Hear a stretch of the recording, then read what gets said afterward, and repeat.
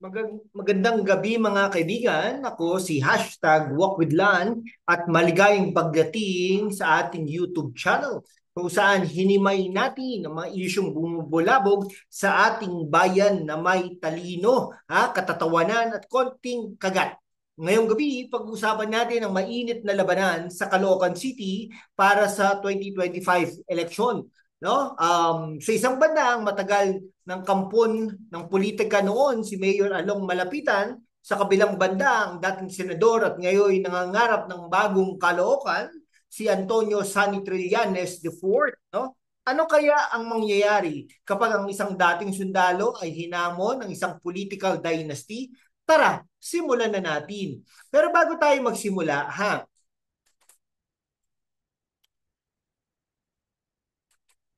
yan.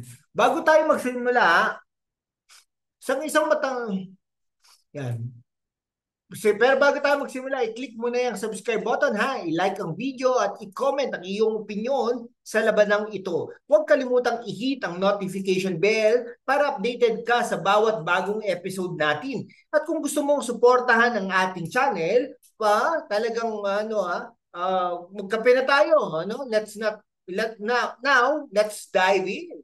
Okay, Caloocan City sa isa sa mga pinakamakakulay at pinaka-populated na lungsod sa Metro Manila na may mahigit 1.6 milyong residente. Pero sa likod ng mga mataong palengke, siksikang barangay at mga L300 na mukha ng Malapitan family, may isang kwentong politikal na parang telenovela. No?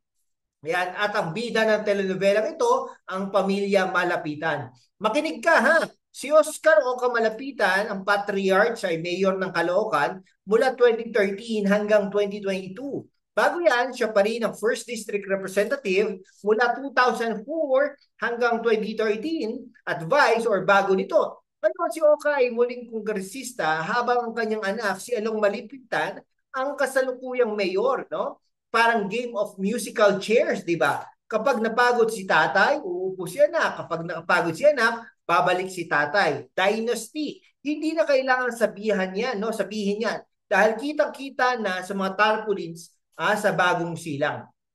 Pero seryoso, bakit kaya ganito kalakas ang kapit ng Malapitan sa Caloocan? Ayon sa SWS survey noong March 2025, 85% ng botante ang sumusuporta kay Along, habang 10% lang kay Trillanes. Parang basketball game na 85-10 sa fourth quarter. Pero teka, hindi ito simpleng laro ng numero Ang Malapitan family ay may makinarya mula sa mga proyektong may mukha nila tulad ng Bagong Silang, Malasakit Health Center hanggang sa mga social media pages na laging updated lalo na kapag may bagyo. Alam mo yon, kapag may bagyo, biglang may bagong proyekto, announcement. Coincidence? I don't think so. Ngayon, tignan natin ito ng mas malalim. Ang Malapitan Dynasty ay hindi lang tungkol sa pangalan. Ito ay tungkol sa isang sistemang pinatatag ng patronage politics. Ano yon? Simple lang. Bigyan mo ng benepisyo ang masa, libreng x-ray, livelihood training, at kahit sardinas at siguradong boboto sila sa iyo. No, hindi naman masama ang mga proyektong ito. Halimbawa, noong 2024, nagbigay ang Caloocan City ng trabaho sa 261,524 na residente. Ayon kay Mayor Malapitan sa kanyang State of the Fifth City Address. Pero ang tanong, para kanino ba talaga ang mga proyektong ito? Para sa tao o para sa susunod na eleksyon? Ikaw na ang mag-isip. Ngayon, pag-usapan natin ang challenger, no? Si Antonio Sani Trillanes IV. Dating senador, dating sundalo, at kilalang anti-corruption crusader. No? Alam mo, kapag narinig mo ang pangalang Trillanes, parang naririnig mo na rin ang theme song ng isang action movie. Okay, pero seryoso, sino nga ba si Trillanes at bakit niya hinahamon ang Malapitan Dynasty? Si Trillanes ay tubong Caloocan, lumaki sa barangay 169, talagang 69 no? Siya ay dating Navy officer, nagtapos ng cum laude sa Philippine Military Academy noong 1995. Kilala siya sa kanyang papel sa Oakwood Mutiny noong 2003 kung saan hinamon niya ang pamahalaan ni Gloria Macapagal Arroyo dahil sa korupsyon.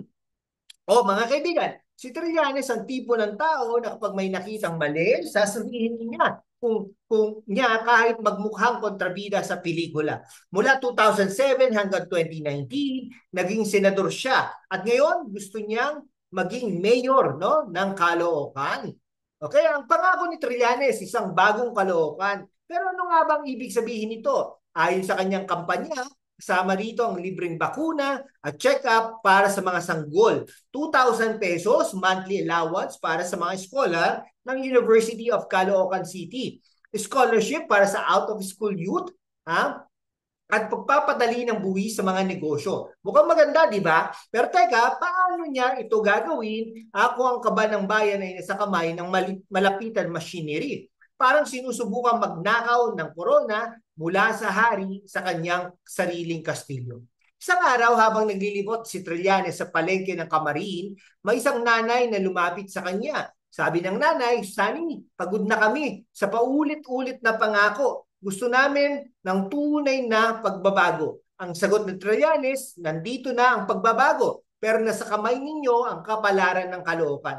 Parang linya yan ng isang pelikula, no? Pero totoo lang, ang labanang ito ay hindi lang tungkol kay Trillanes at malapitan. Ito ay tungkol sa mga residente ng Caloocan na pagod na sa status quo.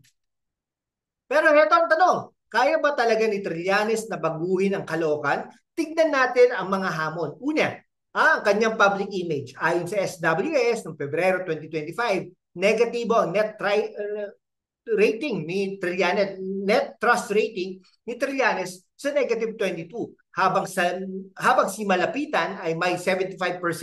Parang sinabing mas pinagkakatiwalaan ng tao si Malapitan kaysa kay Trillanes. Bakit? Dahil sa kanyang kasaysayan bilang kritiko ng mga Duterte, lalo na sa North Caloocan, kung saan malakas ang suporta sa pamilya Duterte. Kapag ikaw ang numero, unong kritiko ng isang kulto, asahan mo magiging villain ka sa mata ng masa. Ngayon, pag-usapan natin ang estratehiya na sa isang banda, si Malapitan ay parang direktor ng isang blockbuster movie, malalaking rally, mga artista at mga proyektong may malalaking ribbon cutting, ceremonies. Alam mo yon, kapag may bagong health center, siguradong may tarpaulin ng mukha ng tatlong malapitan. Sa kabilang banda, si Trillanes parang indie filmmaker house to house, maliit na caucus at grassroots campaigning. Parang David versus Goliath. Pero ang tanong, kaya ba ng sling ni Trillanes na patumbahin ang higanteng malapitan? Tignan natin ang mga barahan nila, ha. Si Malapitan, no? Si Malapitan ay may konkretong nagawang, halimbawa, ang bagong Silang Malasakit Health Center, libreng chest x-ray para sa mga bata, at 66,000 katao na nakatanggap ng livelihood training. Kahanga-hanga, di ba?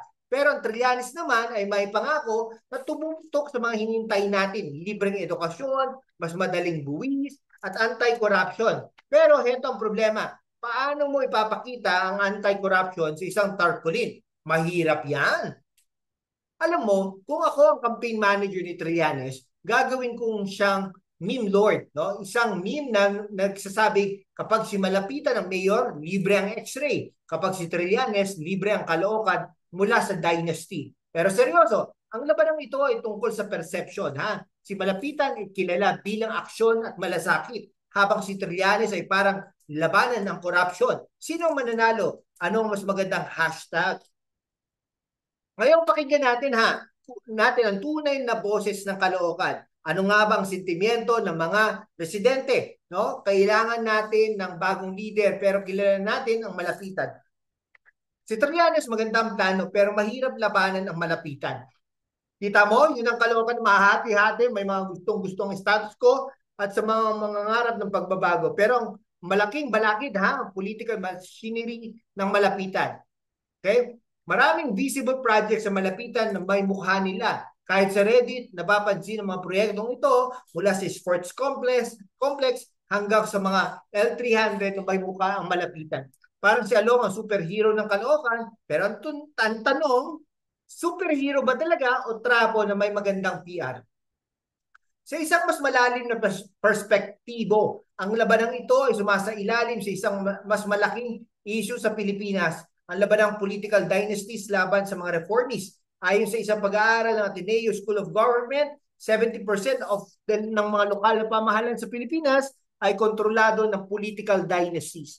70%. Kaya naman kahit gaano kaganda ang plano ni Trillanes, ang hamon ay hindi isang malapitan, no? Kundi ang isang sistemang nagpapalakas sa mga dynasty. Parang laban ito ng isang idealista laban sa isang makina. Ngayon, pag-usapan natin ang hinintay natin. Ano ang mangyayari sa Caloocan pagkatapos ng 2025 elections? Kung manalo si Malapitan, malamang magpapatuloy ang kanyang mga proyektong mas maraming health centers, mas maraming tarpaulin. Pero kung manalo si Trillanes, magkakaroon ba talaga ng bagong Caloocan o baka naman maging bagong gulo kung hindi niya maipatupad ang mga pangako? Ang totoo, ang kinabukasan ng Caloocan ay nakasalalay sa mga butante.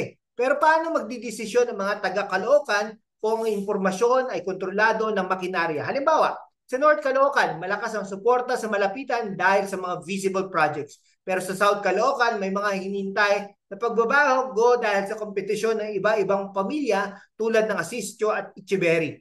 No? Ang labanang ito ay hindi lang tungkol sa dalawang tao, ito ay tungkol sa kung paano natin binibigyan ng halaga ang pamamahala.